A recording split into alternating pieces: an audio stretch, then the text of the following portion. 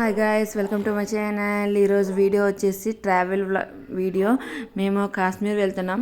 మేము ఉండేది జమ్మూ కదా. మేము జమ్మూ నుంచి కాశ్మీర్కి ఒక 6 to 7 hours పడుతుంది. మేము బై రోడ్ వెళ్ళామన్నమాట. మేము వచ్చి సాటర్డే బయలుదేరాం. ముందు రోజు నేను బట్టలు ప్యాక్ చేస్తుంటే మా అబ్బాయి నాకు తెలియకుండా వీడియో తీసాడు. ఎలా తీసాడు కదా అని ఇది కూడా ఎడిట్ చేశాను. పిల్లలకి కావాల్సిన జాకెట్స్, జర్కీస్ అన్నీ, హ్యాండ్ గ్లౌస్, సాక్స్ అన్నీ ప్యాక్ చేశాను. మేము ఉంటున్న జమ్మూలో కూడా ఇవన్నీ అవసరం ఉంటుంది వీళ్ళకి డైలీ. సో అక్కడంటే ఇంకా అసలే అవసరం. ఎంత నేను ఇక్కడి నుంచి పట్టుకెళ్ళినా మళ్ళీ ఇంకా కొంచెం అక్కడ షాపింగ్ చేశాను. నెక్స్ట్ వెళ్తున్నప్పుడు దారిలో టీడీటీ టెంపుల్ ఉంది. ఆ రోజు సాటర్డే కాబట్టి వెళ్ళి దర్శనం చేసుకొని కొన్ని ఫొటోస్ తీసుకొని స్టార్ట్ అయిపోయాం. మేము జమ్మూ నుంచి కాశ్మీర్ వెళ్ళే దారిలో ఇంచుమించు ఒక 6 to 7 టనల్స్ అయితే మనకు కనిపిస్తాయి.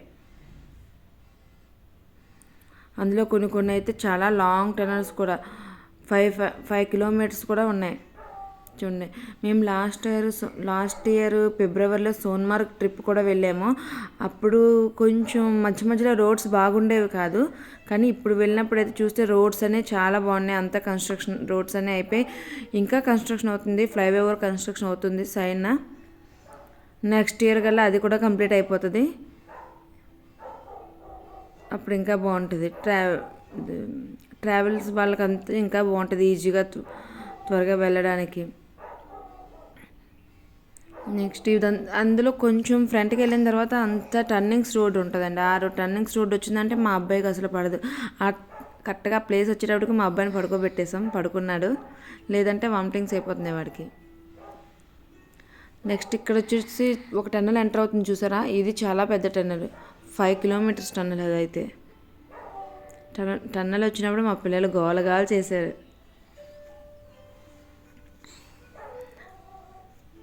నెక్స్ట్ ఈ టన్నెల్ దాటితే మనకి కాశ్మీర్ ఎంటర్ అయిపోతుంది. చూడండి కాశ్మీర్ చెట్లు అవి చూసారా ఎంతలా ఎండిపోయాయో.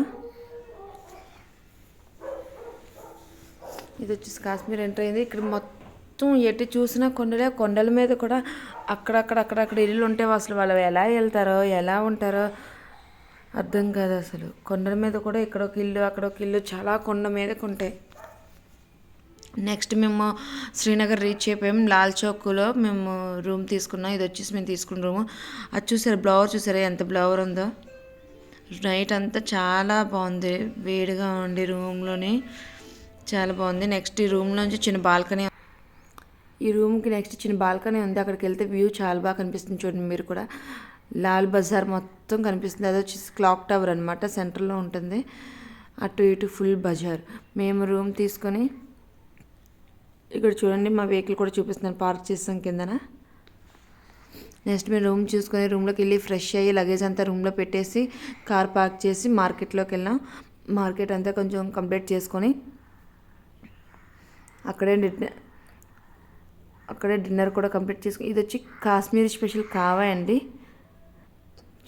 టేస్ట్ చేయాలని చెప్పి టేస్ట్ చేశాను. Not good or not bad, పర్లేదు. నెక్స్ట్ షాపింగ్ అంతా కంప్లీట్ అయిపోయింది. డిన్నర్ కూడా కంప్లీట్ చేసుకుని ఆ క్లాక్ టవర్ దగ్గర కొన్ని పిక్స్ కూడా తీసుకున్నాం. నేను టేస్ట్ చేసిన తర్వాత మా హస్బెండ్ కూడా టేస్ట్ చేశారు. బాగుందన్న. ఇందులో dry fruits, rose petals, sugar ఇవన్నీ వేసి ఇచ్చారనమాట, పర్లేదు. నెక్స్ట్ ఇక్కడ హోటల్లో డిన్నర్ కంప్లీట్ అయిపోయింది. నెక్స్ట్ క్లాక్ టవర్ దగ్గర కొన్ని పిక్స్ కూడా తీసుకొని రూమ్లోకి వెళ్ళి పడుకున్నాం. నెక్స్ట్ డే మార్నింగ్ మేము ఎక్కడికి వెళ్ళామో ఏంటి అనేది నెక్స్ట్ వీడియోలో పెడతాను. చలో, బాయ్ బాయ్.